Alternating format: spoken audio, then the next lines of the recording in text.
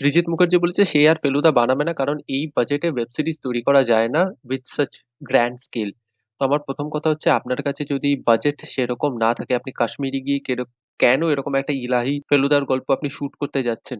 ফেলুদার যেরকম বিভিন্ন গল্প রয়েছে, যেরকম বোসপুকুরে খুন খারাপি বা গোসাইপুর সরগরম, আপনি সেইগুলো নিন। সেগুলো তো ইনডোর শুট হয়েছে, সেগুলো ইনডোরের ভিতর রয়েছে। ঘুটঘুটিয়ার ঘটনা, গোলকধাম রহস্য, আপনি ওইগুলো নিন। ওইগুলো তো ইনডোরে ইজিলি শুট করা যাবে, আর ওইগুলোর তেমনি বাজেটও লাগবে না। আর ওইগুলো খুব ইন্টারেস্টিং রেফারেন্সেস পয়েন্ট রয়েছে, ইন্টারেস্টিং টুইস্ট এন্ড টার্ন রয়েছে, আর আপনি যখন পিরিয়ড সেটিং এ রয়েছে, আপনি এগুলো ইজিলি পুল অফ করতে পারবেন। তো this is one of the weakest Feluda out of the three Feludas Srijit Mukherjee has done. আমি 4 নম্বরটা দেখিনি, সেটা কোনোদিন রিলিজও হয়নি। তো it is one of the weakest. গল্পের ব্যাপারে আমি বলবো না, গল্পের ব্যাপারে সবাই জানেন। আর যারা জানেন না তারা আপনারা ভূস্বর্গ ভয়ঙ্কর আপনারা শুনে নিতে পারেন on radio Mirchi Sunday suspense. তো আমি কেন বলছি this one of the weakest, দেখুন আপনি হোমাজ দিয়ে বিভিন্ন রকমের ফেলুদার পুরোনো গল্পের নামকে রেফারেন্সে রেখে আপনি এপিসোডের নাম দিয়ে দিলেন, ঠিক আছে। আপনি বিভিন্ন সিন রিক্রিয়েট করে দিলেন, ঠিক আছে। কিন্তু আপনি যখন কোনো একটা সিনকে রিইউজ করছেন, যেরকম সোনার কেল্লায় যেরকম ওরা যখন ট্রেনের জন্য রাত্রিবেলা অপেক্ষা করছিল এবং ফেলুদা দেখতে পাচ্ছে ডক্টর হাজেরার যে সাকরেত, সে লাঠি হাতে পুরো কভার্ড অবস্থায় দাঁড়িয়ে রয়েছে, তার আংটি থেকে তাকে চিনতে পারছে, ওরকম একটা সিন রয়েছে। কিন্তু দ্যাট হ্যাজ বিন ওয়েস্টেড। বা তাছাড়া এখানে একটা মিলিটেন্টের একটা অ্যাঙ্গেল দেওয়া রয়েছে কাশ্মীরের ভিতর, ঠিক আছে। আপনি ওটাকে ইউজ করার চেষ্টা করছেন, কাশ্মীরের আনরেস্টটাকে ইউজ করার চেষ্টা করছেন, but it should serve something to the story, কিচ্ছু না।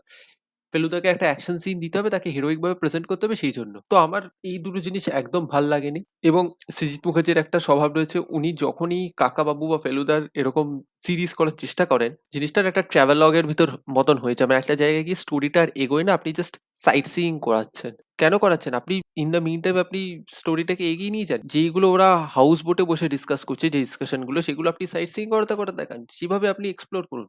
সেটাও করলো না। তো আমার খুব একটা ভালো লাগেনি। হ্যাঁ, একটা নিউ এজ টাচ আনার চেষ্টা করেছে Srijit Mukherjee, production value, colouring আলাদা রকম ভাবে করেন।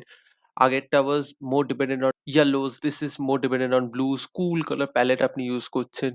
ঠিক আছে, কিন্তু সার্ভিং নাথিং নিউ। তো আমার তো এটা ওয়ান অফ দি উইকেস্ট লেগেছে।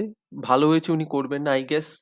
একজনের একটা এক্সহশন পয়েন্ট চলে আসে, I guess he has exhausted himself from Feluda. তার থেকে আমার মনে হয় উনি দুর্গ রহস্যটা মাচ বেটার করেছেন। এন্ডিংটা আমিও একটু ক্রিটিসাইজ করেছিলাম, বাট দুর্গ রহস্য ওয়াজ we we better than this. পারফরমেন্সের দিক থেকে তেমন কিছু নতুন না, যে যেরকম অভিনয় করেছে সেরকমই করেছেন। টুটা রায় চৌধুরী ইজ ডিসেন্ট। আমাকে আমার তাকে কোনোদিনই খুব একটা বেশি চার্মিং লাগেনি অ্যাজ ফেলুদা। এমন না আমার ইন্দ্রনীলকেও লেগেছে। দুজনের ভিতর Tota has done better. Anirban is as Anirban is, Topshe is fine. ওদের chemistry is little more improved. Season 1 এর থেকে ওদের কেমিস্ট্রি এখানে একটু বেটার লেগেছে।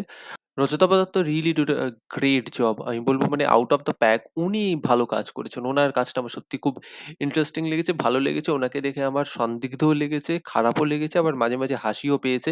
উনি একটা ইনোসেন্ট vulnerable ক্যারেক্টার আনতে পেরেছেন। ঋদ্ধি সেন ইজ ঋদ্ধি সেন, নরমাল, মানে তেমনি কিছু নেই।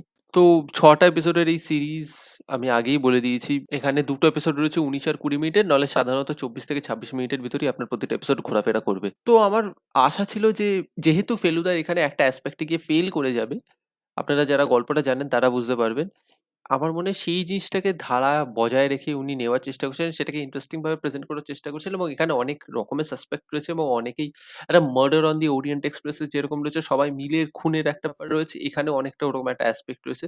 এই যে সেটাকেও উনি এক্সপ্লোর করার চেষ্টা করেছেন, বাট পারেননি। মানে কোনো চরিত্রই না আপনাকে তেমনি ভাবে, কোনো চরিত্রের ভিতরে সেই সাসপিশিয়াস বা ওরকম একটা রুথলেস ব্যাপার আনতে পারেনি, বা ওরকম একটা এক্স ফ্যাক্টর আনতে পারেননি, যেটা বোমকেশ ও পিঞ্জরা জালে আমার ইন্টারেস্টিং লেগেছিল। ক্যারেক্টার গুলো ওরা এক একটা নিউয়ান্স আনতে পেরেছে, এক একটা টেক আনতে পেরেছে। এখানে আমি চরিত্রের ভিতর সেগুলো পাইনি। তো আমার খুব একটা ভালো লাগেনি।